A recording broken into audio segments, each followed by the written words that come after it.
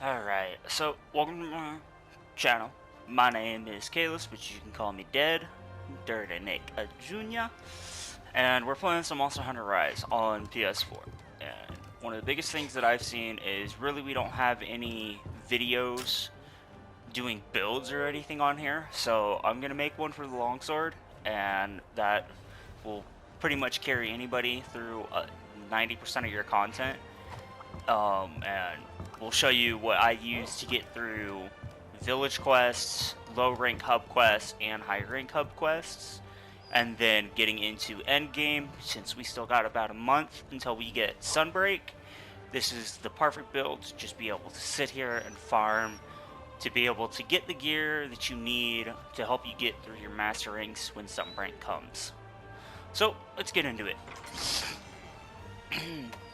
Now, starting with village low rank stuff, your first storage you'll start out with is the right here, the Kimura blade. Yes, mine is level 5, just don't worry about that. You'll start with the Kimura blade. Go ahead and use the Kimura blade until you're able to get either the Guardian longsword or get the Wind Thief Scimitar 2. They're both really good weapons. The Guardian Sword 2 is a little bit better. Once you get this though, and you're able to get to farming Magnamalo, which is in the village quests, it's an easy fight. Then you want to swap to this. You want to swap to the Sinister Longsword 1 and then the 2. And then the 2 will actually carry you through 90% of your high rank and low rank hub quests. Now, if you want to change, then you want to farm out Nargacuga's longsword into the deepest night, and you want to farm it out into it to the rarity 6 for endgame content as well. So here, I'll show you the best way to set up a starting build. So you got, Sinister Longsword for starting high rank and doing low rank stuff. And honestly, what I used to get through a lot of my content was I use stuff, you really want to have stuff like Quick Sheath and Critical, maybe some defense boost, but it's not necessarily needed. You more want stuff like, you can even get Agitator. Agitator, it no longer increases how much aggro, I guess you could say, you get from the monsters. It actually increases the attack when the monsters go enraged now. And then if you pre-ordered, you'll have you'll have the Guild Cross set, which is good, or you'll have let me go down here to my layered armor. You'll have this stuff, the Kimura set. These are both good sets to use. So go ahead and look into using those. If you pre-ordered, you'll have that stuff there, and you haven't been able to start playing yet, but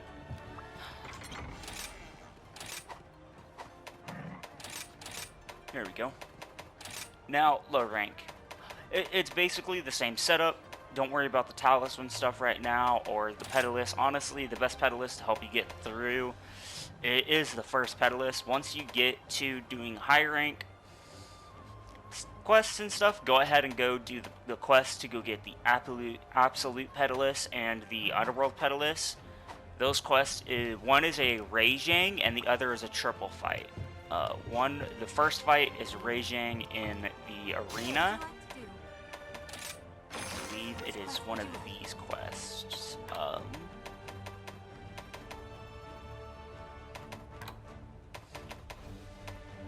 Okay, right here. May fire, quell fury, and blaze among beasts. Right here. These are from Fugen, and these will give you the 2 new pedalaces that you want. See you later, then. And then once you get them, the only difference is one gives you more health and less stamina, and the other one gives you less health, more stamina. So here, let me show that to you as well. So right here, the Underworld Pedalist is what I'm using. It's giving me 50 defense, 15 attack, 100 stamina, 70 health. It's an amazing Pedalist. The other one gives you the Absolute, is 100 health, 70 stamina. The rest of the stats are the same.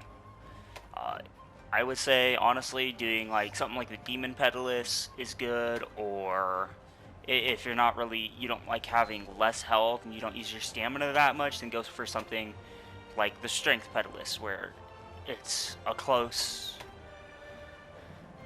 difference. I mean, you're only losing 10 stamina at that point, and you're gaining 30 health. Because there are some fights in the high rank missions that are kind of annoying to do solo. But let's get into the high rank build that I use now. You've already seen my weapon. I suggest everybody go to this weapon, the Deepest Night, or you could even use the Mirage Fin Sword, but you would much more so want this at rarity 7 than rarity 6. Yes, this one has less attack, but when you see I equip this one, and I go to my stats here, if you look at its affinity, it's only getting 20% affinity. It's at 234 attack plus that affinity bonus, which increases your attack. And it says it has a white sharpness, but it's only a white really a blue sharpness that doesn't last that long. Unlike where I go to the Deepest Night, this one has white sharpness, blue sharpness, and it's about 30 hits almost, I believe, of white sharpness, and it has 40% affinity. So now when I come out of here, 45% affinity, because I'm gaining 5% affinity because of I have at least one level of critical eye. Now let's change this stuff to my high rank gear, which it's a build that it'll take you until about high rank level 40, your HR 40 rank, because you cannot fight Teostra until you're HR 40. So I'll give a build to help you get to that point. Anjanath, this is an amazing piece to use. Some people will say go to like using Rathalos or something. I've even used the Tobi Kadachi Mizutsune just to help me get through some of the content for the defense. But definitely do like Rathalos pieces here. Like this gives you attack boost level 2 and attack boost level 2 here with quick sheath on this one. So this isn't bad. This will give you level 4 attack boost with a level 1 quick sheath pretty quickly and pretty easily, to where you don't have to put a lot of effort into doing it. And then honestly, one of the other pieces that I'll just show you my old setup. It just makes it easier. So like we'll come here. Where's the Rimbora? So like I used this. We were using the Anjanath, the Rathalos piece, a Zenogre helm, and honestly through most of it was this, the Mizutsune pants. I know that it's probably going to be confusing for a lot of people why use Mizutsune when it doesn't give you anything. I wasn't using it for any of the skills or anything because my skills were already pretty decently set, as you can see here. Not a lot of critical boost or anything, but the attack and the weakness exploit really helps. The only reason why mine says level 3 weakness exploit is my decos. Decos are very easy to craft in this one, very easy to get a hold of. Do not get rid of any of your high rank parts over trying to make decos and trying to craft talismans. It's a month, so you don't really need to stress about trying to get the perfect talisman right now. It's not like we're gonna be in this content forever.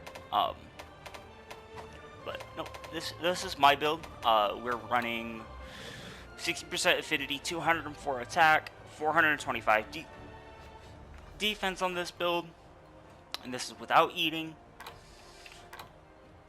I draw double slash, Spirit Reckoning combo, and the Silkbind Sakura slash. It's, in my opinion, it's better than what the Spirit Helmbreaker offers, in my opinion, in damage and everything. And Spirit Helmbreaker seems to be a little touchy at when it activates and how it activates.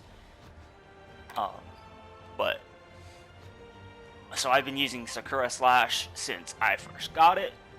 It helps build up my bar to red meter, to where it deals even more damage with the Sakura Slash and just normal attacks, and increases the affinity.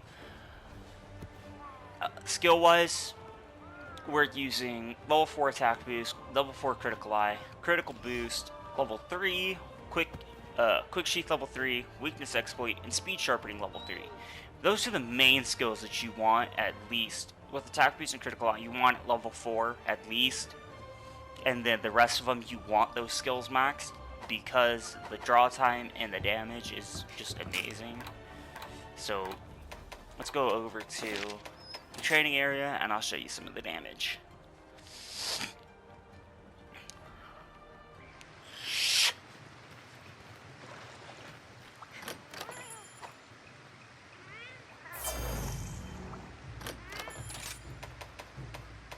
You come in here, you can always have infinite use on your wire bug and stuff, moving target, head position low.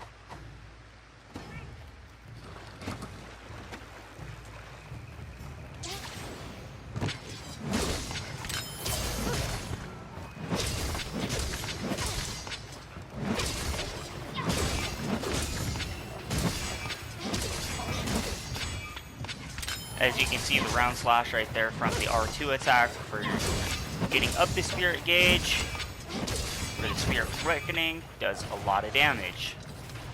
It does a total of almost 400 damage in just 2 hits on the final hits. And here's the Sakura Slash.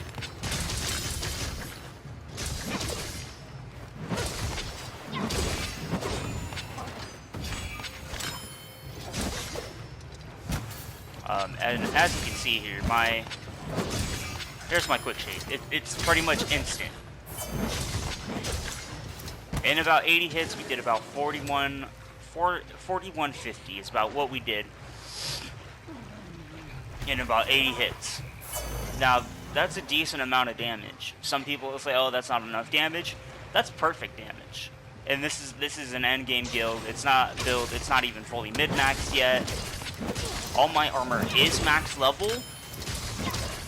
I just need to get a couple more pieces of something or change some stuff. But